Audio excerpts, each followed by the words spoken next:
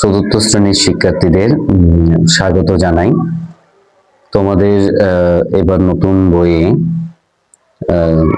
অনেক grammar use করা grammar ব্যবহার দেওয়া হয়েছে। এই গ্রামারগুলো বুঝতে হলে প্রথমে এটার বেসিকটা অন্তত আগে জানতে হবে, কিছুটা বেসিক জানতে হবে। যেমন এখানে লেখা আছে যে প্রেপোজিশন এট এবং ইনের ব্যবহার, প্রেপোজিশন এট এবং ইনের ব্যবহার। তো এই ক্ষেত্রে আমরা যদি প্রেপোজিশন কি এটা যদি না জানি বা প্রেপোজিশন কোনগুলো এগুলো যদি না জানি, তাহলে আমরা এই পেজে যা লেখা আছে এগুলো ঠিক বুঝতে পারবো না। ঠিক আছে, তা আগে আমরা একটু প্রেপোজিশন কি এটা একটু জানি। ওকে, আমরা যেটা আলোচনা করছি এটা হচ্ছে পেজ নাম্বার 8, পেজ নাম্বার এই যে 8, ইউনিট 3। শুরুতে আমরা একটু দেখি যে প্রেপোজিশন কি। এই যে প্রেপোজিশন অর্থ হলো পদান্বয়ী অব্যয়, অর্থ হলো পদান্বয়ী অব্যয়। ঠিক আছে, প্রেপোজিশন, এই যে প্রেপোজিশন হলো, প্রেপোজিশনকে যদি আমরা ভাঙি তাহলে একটা পাচ্ছি প্রি, মানে এই একটা পাচ্ছি যে প্রি, আর একটা হলো পজিশন। প্রি অর্থ হলো পূর্বে, পজিশন অর্থ হলো অবস্থান। তাহলে প্রেপোজিশন অর্থ হলো কি? পূর্বে অবস্থান, পূর্বে অবস্থান। কার পূর্বে অবস্থান করবে? পূর্বে মানে আগে, নাউন বা প্রোনাউনের পূর্বে অবস্থান করবে, নাউন বা প্রোনাউনের পূর্বে অবস্থান করবে। আচ্ছা, নাউন বা প্রোনাউনের পূর্বে অবস্থান করবে।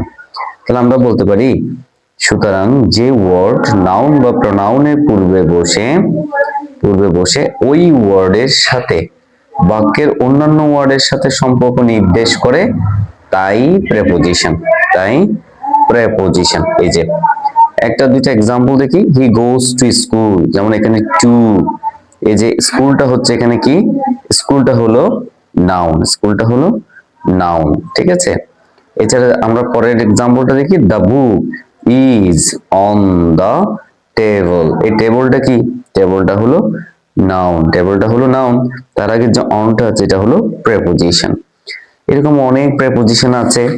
যেমন আমরা যদি বলি যে এরকম অনেকগুলো প্রেপোজিশনের কথা যদি বলি, যেমন বলতে পারি যে এট, ইন, অন, ঠিক আছে, বাই, অফ, ঠিক আছে, ফর,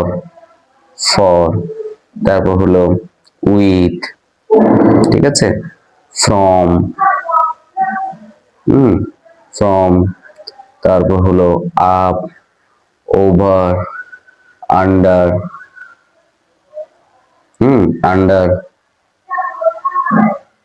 আন্ডার, তারপর হলো ফ্রম, ঠিক আছে, ইত্যাদি। অনেকগুলো উদাহরণ, অনেকগুলো প্রেপোজিশন আছে।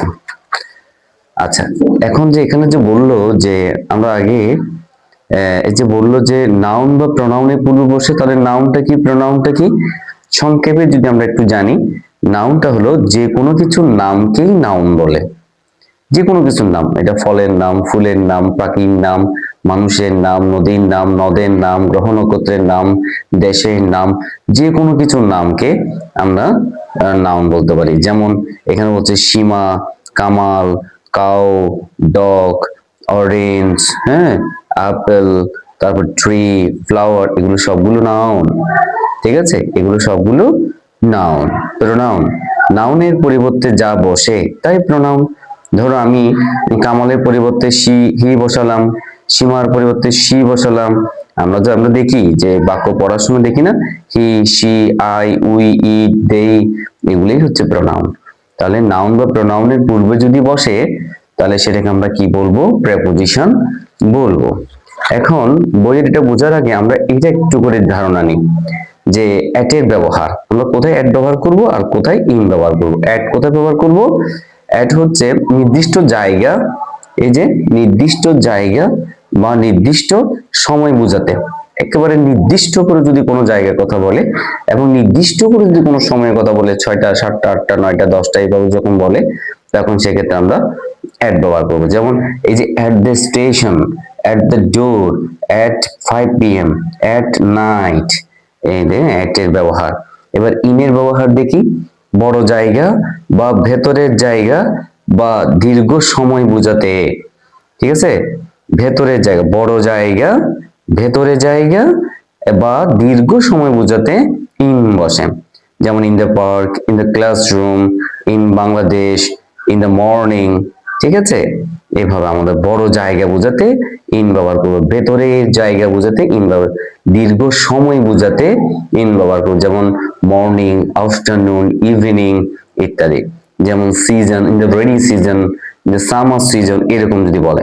মনে রাখার একটা সহজ কৌশল আমরা দেখি যে ছোট জায়গা বা নির্দিষ্ট সময় বললে অ্যাট, বড় জায়গা বা ভেতরে করে বললে ইন, ঠিক আছে। এই জায়গাটা আমরা একটু মনে রাখবো, ছোট জায়গা বা নির্দিষ্ট করে সময় বললে অ্যাট, বড় জায়গা বা ভেতরের জায়গা বলতে ইন। তাহলে আমরা বইয়ে আসি এবার।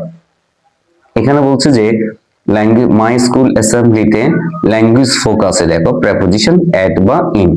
প্রথম হচ্ছে look at the sentence used in the text. তাহলে এখানে প্রথমে আছে কি আই স্টাডি, আই কি study at Azimia government primary school in Chandpur.